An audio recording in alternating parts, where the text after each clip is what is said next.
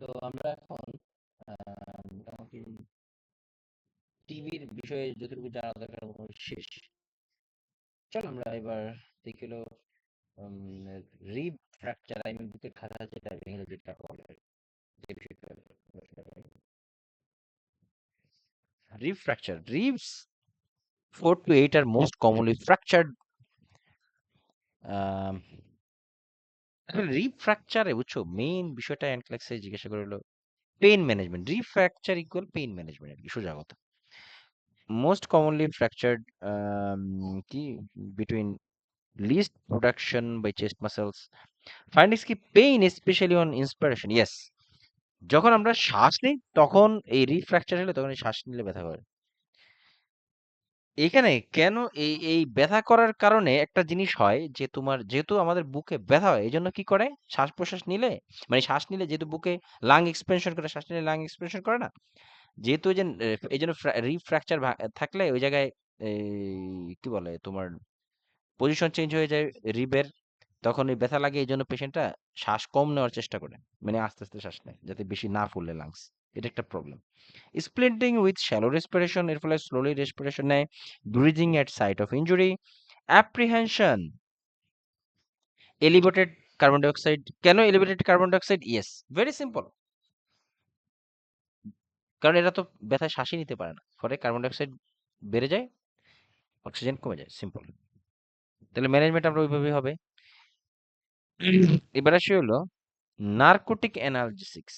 ব্যথার জন্য narcotic analgesic দেওয়া হয়।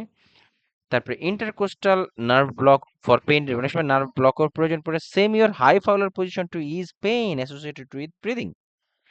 Observe patient for bloody sputum. Yes, যদি এই ধরনের ইয়েতে এই রিফ্র্যাকচারে যদি ব্লাডি স্পুটাম আসে, এটা কিন্তু লাংসের ভিতরে লাংস ভেদ করছে, এই মানে ইনজুরিটা লাংসটাকে ফুটা করে দিছে, ড্যামেজ করছে, এটা ইন্ডিকেট করে। হ্যাঁ, লাংস পিনেট্রেশন ইন্ডিকেট করে। যদি ব্লাড স্পুটাম থাকে তাহলে লাং পিনেট্রেটেড হয়েছে, এটা ইন্ডিকেট করে। আর যদি হয় এরকম যে পিঙ্ক ফ্রথি থাকে, পিঙ্ক ফ্রথি স্পুটাম যদি হয়, তাহলে কি হইতে পারে? এটা ফ্র্যাকচার রিব রিলেটেড বিষয়ক প্রশ্ন না, এটা একটা জেনারেল কোশ্চেন। যদি কোনো পেশেন্টের পিঙ্ক ফ্রথি স্পুটাম পাওয়া যায়, সেখানে কি প্রবলেম ইন্ডিকেট করে আমি অনেকবার উল্লেখ করছিলাম।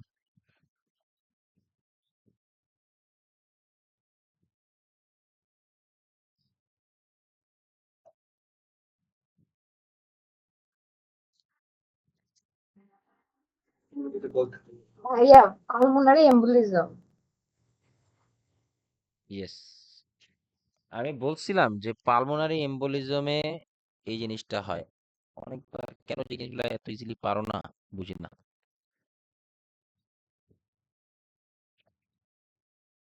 Pink frothy sputum in pulmonary emboli. Increased capillary pressure causes rupture of capillaries and air leaks out with food, which causes pink frothy sputum. অনেকবার বলছি, গুরুত্বপূর্ণ, এটা জানা উচিত ছিল। জানো তোমরা নিশ্চয়ই, কিন্তু ভুলে গেছো আর কি। যাই হোক, observe for signs of pneumothorax or hemothorax.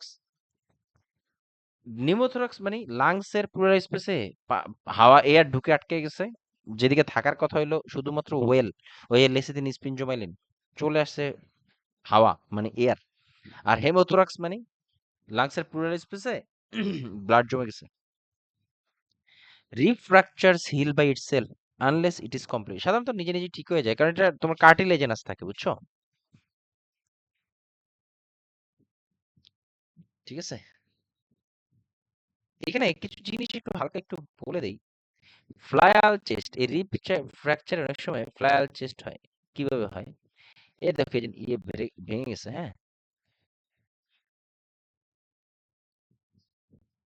এই যে ফ্লায়াল চেস্ট কিভাবে হয় দেখো। তোমার এই যে এই জায়গায় ধরো ইয়ে ঢুকে গেছে, কি বলে, এই জায়গা দিয়ে বোনস ভেঙে লাংসে ঢুকে গেছে, ফলে এই জায়গায় ব্লিডিং হয়ে কোথাও আঘাত পেলে ওই জায়গায় ফুলে যায় না, এই জায়গাটা ব্লিডিং হয়ে এই জায়গাটা ফুলে যায় পরে। এটা হলো ফ্লায়াল চেস্ট। এখন এই ফ্লায়াল চেস্ট আসলে কি হয়, মানে এই যে মানে এই রিফ্র্যাকচার আসলে কি হয়? হয়টা হলো paradoxical chest movement.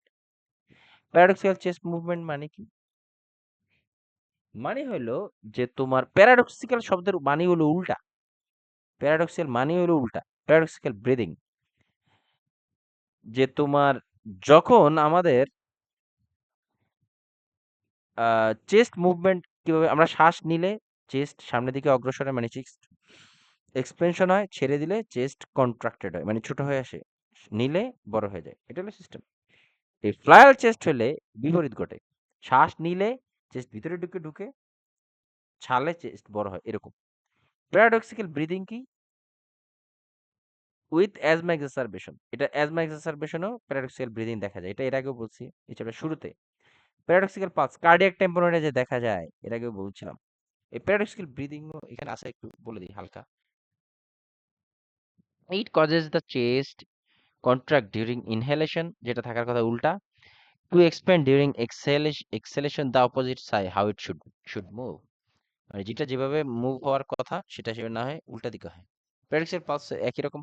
Pulse amplitude that increase with expiration and decrease with inspiration, যেটা হওয়ার কথা বিপরীত।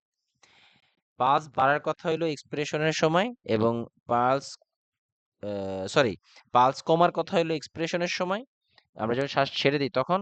আর পালস বাড়ার কথা হলো শ্বাস নেওয়ার সময়, কিন্তু এটা হয় না। আর এই প্যারাডক্সিক্যাল পালস কিন্তু কার্ডিয়াক টেম্পোনেটে আমরা দেখি, হ্যাঁ। এই কার্ডিয়াক টেম্পোনেট মানে কি? Accumulation of fluid by air in the pericardial sac, ঠিক আছে।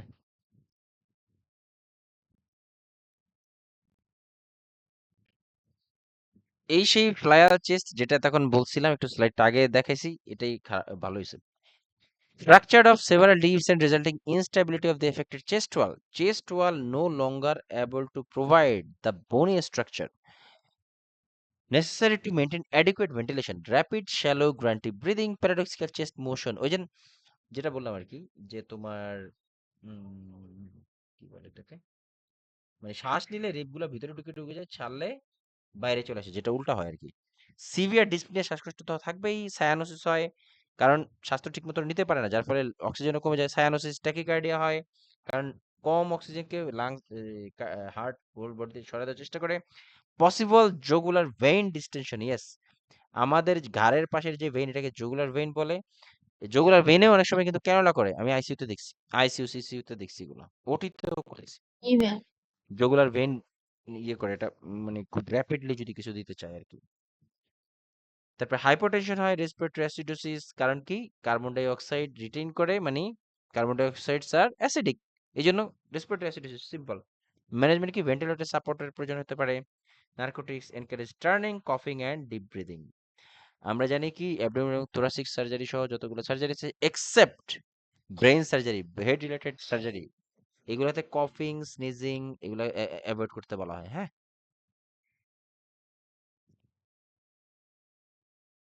এরপর আসি হলো নিউমোথোরাক্স বা হেমোথোরাক্স। আচ্ছা, নিউমোথোরাক্সের বিষয় একটু আমরা জানি যে নিউমোথোরাক্স বা হেমোথোরাক্স আমাদের প্লুরাল স্পেসে থাকে হলো সাধারণত লেসিথিন স্পিঞ্জোমাইলিন। এর আগেও বলেছিলাম এই লেসিথিন স্পিঞ্জোমাইলিন এটা কি করে?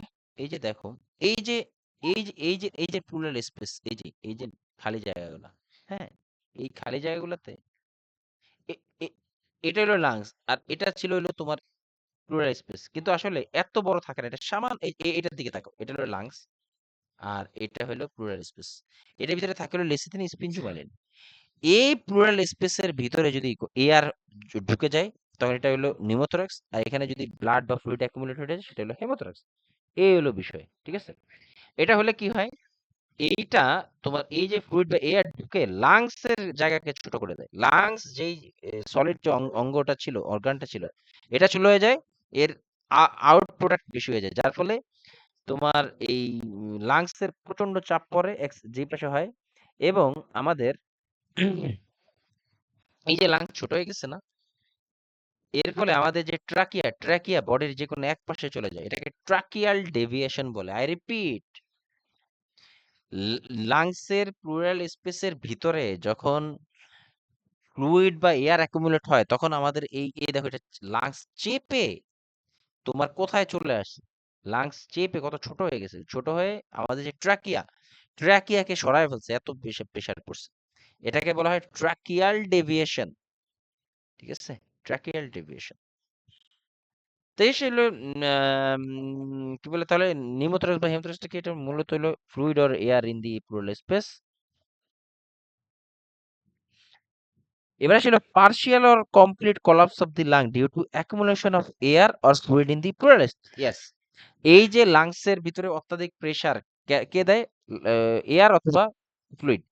এই চাপ দেওয়ার ওই প্লুরাল স্পেসে ঢুকে এরা চাপ দেয়, তখন লাংস ছোট হয়ে যায়, লাংস কলাপস করে আর কি। হ্যাঁ, যদিও এই প্লুরাল এই তোমার এই নিউমোথরাক্স এবং হেমোথরাক্স এটা এক্স-রে করলে কিন্তু একই রকম দেখায়। তবে নিউমোথরাক্স, আই রিপিট, মোস্টলি নিউমোথরাক্সে ট্রাকিয়াল ডেভিয়েশন হয়। আই রিপিট, আমি আবার বলি শুনো, লাংসের এই যে কলাপস করলে, লাংস যখন সংকুচিত হয়ে আসে, এটা কলাপস করলে এক্স-রেতে মোটামুটি দুইটা ছবি একই দেখায়। তবে নিউমোথরাক্স একটা ইম্পর্টেন্ট সাইন হলো, যেটা নিউমোথরাক্স নাকি হেমোথরাক্স এটা আলাদা করার জন্য একটা ইম্পর্টেন্ট সাইন হলো ট্রাকিয়াল ডেভিয়েশন। আমি আবার বলি, নিউমোথরাক্স একটা ভেরি ইম্পর্টেন্ট সাইন হলো ট্রাকিয়াল ডেভিয়েশন, খুবই ইম্পর্টেন্ট। হ্যাঁ, ট্রাকিয়াল ডেভিয়েশন মানে কি? অত্যধিক চাপে লাংসের এই প্লুরাল স্পেসের ভিতরে অত্যধিক এয়ার থাকার কারণে এই লাংসটা কলাপস হয়ে ভিতরে ঢুকে এবং এটা আমাদের ট্রাকিয়াকে চাপ দেয়, তখন এটা তোমার এই ট্রাকিয়াটা এক সাইডে হয়ে যায়। এটা হলো নিউমোথরাক্স। আর হেমোথরাক্স এই যে দেখো, হেমোথরাক্স একই, সরি নিউমোথরাক্স একই রকম, এটা দেখলে একই রেখে দেয়। কি তো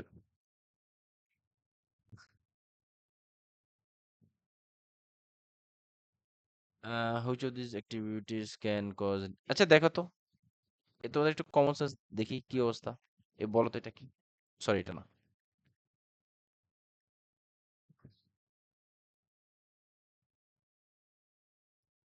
প্রশ্নের উত্তর দাও তো দেখি।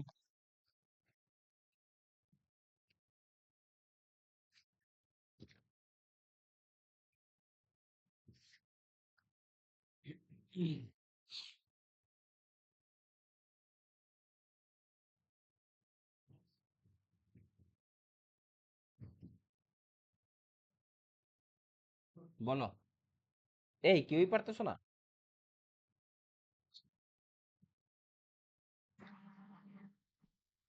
Scuba diving.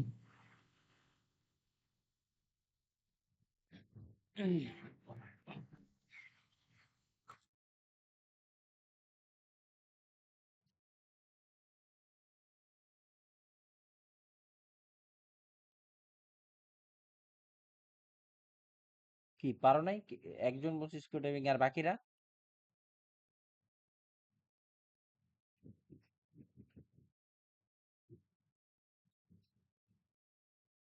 হ্যাঁ,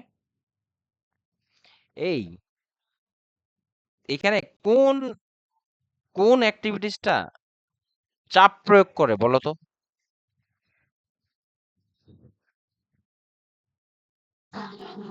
স্কুবা ডাইভিং মনে হচ্ছে। হ্যাঁ অবশ্যই, এটা স্কুবা এটা ডাইভিং অনেক ডুবুরি। গভীরে চলে যায়। হ্যাঁ, ডুবুরি না এরা? এদের সমুদ্রের নিচে যখন যায়, তুমি পুকুরের নিচে নামিয়ে দেখো, তোমার একটা প্রেসার মনে হবে। স্কুবা ডাইভিং যাদের হয় তাদের ক্ষেত্রে নিউমোথরাক্সটা চান্স বেশি থাকে, কারণ একটা এক্সটার্নাল একটা প্রেসার তাদেরকে চাপ দেয়, ফলে তাদের এই নিউমোথরাক্স হওয়ার চান্স থাকে। এই যে, না এটা না, এই যে দেখো নিউমোথরাক্স, আর এটা হলো হেমোথরাক্স। ফ্লুইড বা তোমার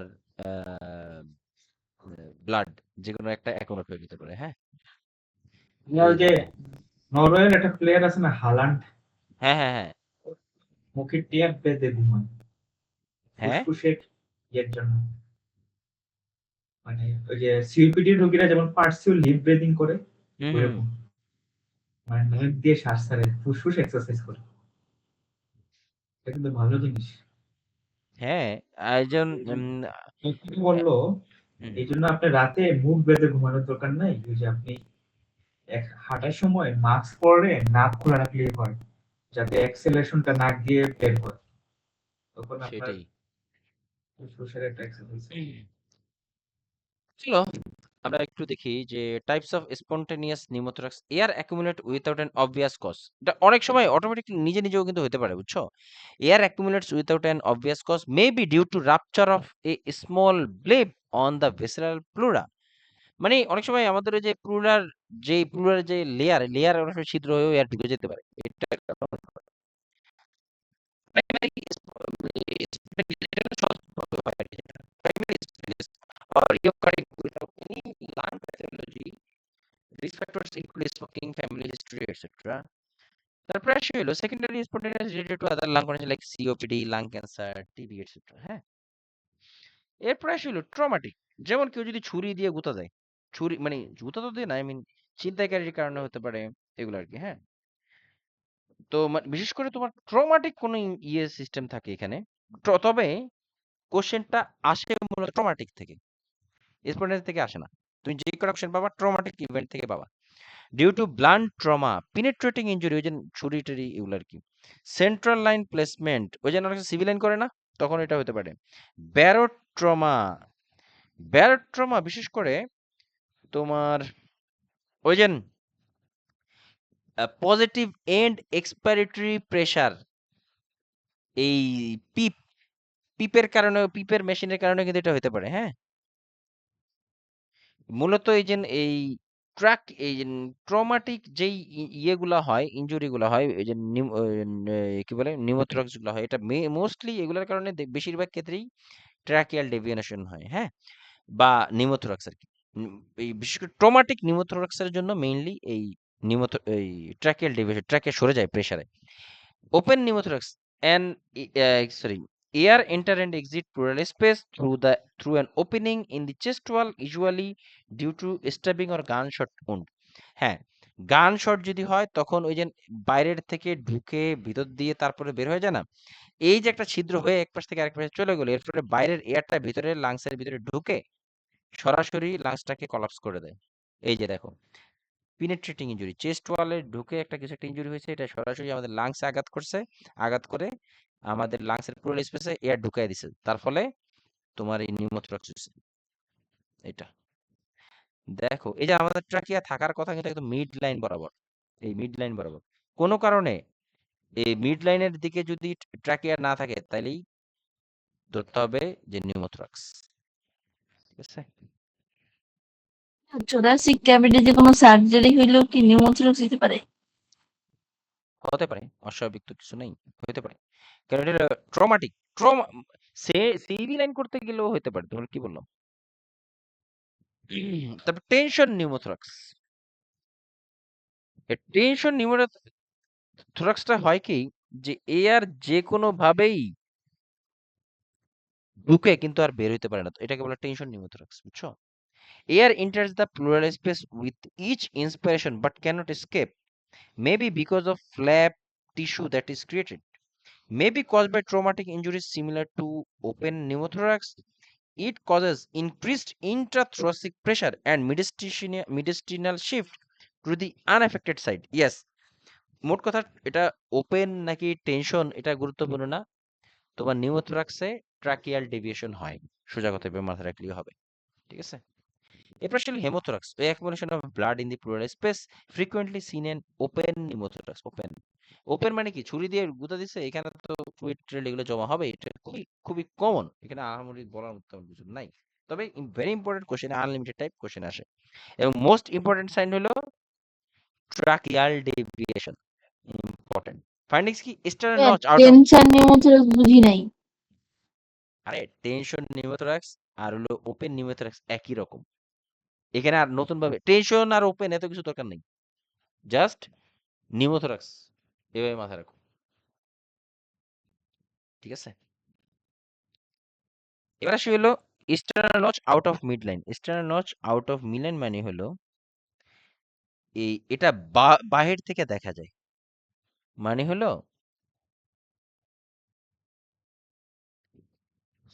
external notch out of middle, এই যে ছবিটার দিকে দেখো তাহলে বুঝতে পারবা। এই যে এই এই যে দেখো,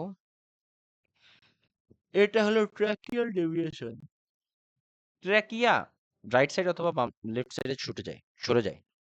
আর সুপ্রাস্টেনাল নচ বা আউট অফ মিডলাইন মানে এই যে দেখো এই যে এই বরাবর একটা ট্র্যাক, এই বরাবর একটা লাইন থাকে তোমাদের প্রত্যেকের গলায় দেখো,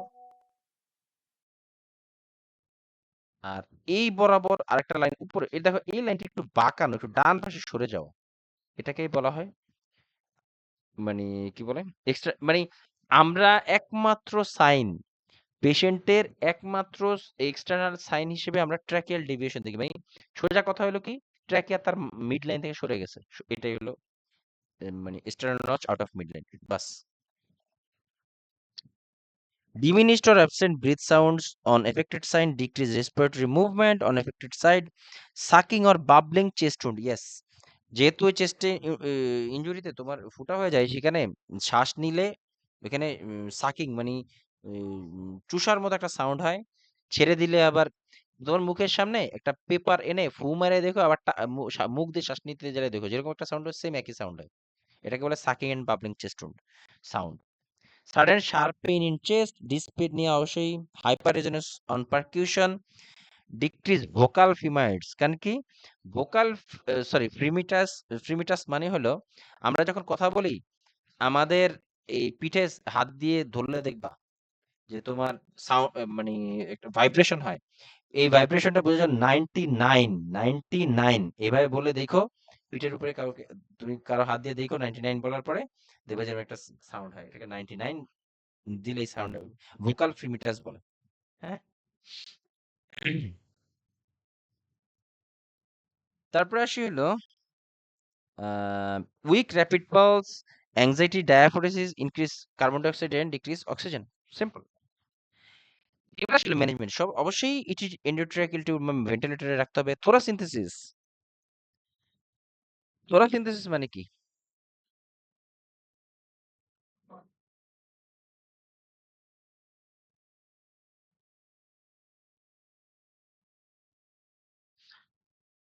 জানো? থোরাসিনথেসিস মানে কি? থোরাক্সে নিডেল ঢুকায় যে প্লুরাল স্পেসে নিডেল ঢুকে ব্লাড বা বলে ব্লাড ফ্লুইড যেগুলো আছে ওগুলো বের করে নিয়ে, সেটা হলো thoracentesis. Narcotic analgesic, high Fowler position, chest tube, water seal, chest tube ঢুকাইতে হয়। আমরা অলরেডি চেস্ট টিউব সম্পর্কে জানি, ঠিক আছে? কালকে চেস্ট টিউব সম্পর্কে জিজ্ঞাসা করবো। এই তোমার ইয়েতে নিউমোথোরাক্সে বা এই যে রিব ইনজুরি তো না, আই মিন নিউমোথোরাক্স বা হেমোথোরাক্স যেটাই হোক না কেন, 3 সাইড বন্ধ, এক সাইড খোলা একটা ইয়ে দেওয়া হয়, গজ মানে ইয়ে দেওয়া হয়, এটাকে থ্রি সাইড অক্লুসিভ ড্রেসিং বলা হয়। এই যে এই 3 পাশ বন্ধ, এক সাইড খোলা, এটা কেন দেওয়া হয়? কারণটা হলো পেশেন্ট যখন শ্বাস নিবে তখন এই বাইরে থেকে কোনো এক্সট্রা এয়ার ঢুকতে পারবে না, বাট পেশেন্ট যখন শ্বাস ছাড়বে ভিতর থেকে এক্সট্রা এয়ার যেটা প্লুরাল স্পেসে ঢুকেছে সেটা শ্বাস ছাড়ার ফলে এইখান দিয়ে এই যে এই সাইডে ফাঁকা আছে, এই সাইড দিয়ে বের হয়ে আসে। এটা খুবই গুরুত্বপূর্ণ কিন্তু। হ্যাঁ, এটা সেম পদ্ধতি কিন্তু আমরা চেস্ট টিউব যদি বের হয়ে যায় তখনও কিন্তু আমরা এই পদ্ধতি ব্যবহার করি, three side occlusive dressing for open pneumothorax ব্যবহার করি। During inhalation the dressing is সাকড in, যেটা মুখে বললাম বাংলায়, and air is prevented from entering the pleural space. During exhalation, the trapped air can possibly escape through the open side. হ্যাঁ, বাইরে থেকে ঢুকবে না, কিন্তু ভিতর থেকে বের হবে। বের হবে, yes. বাইরে থেকে ঢুকবে না, বাট ভিতর থেকে বের হবে।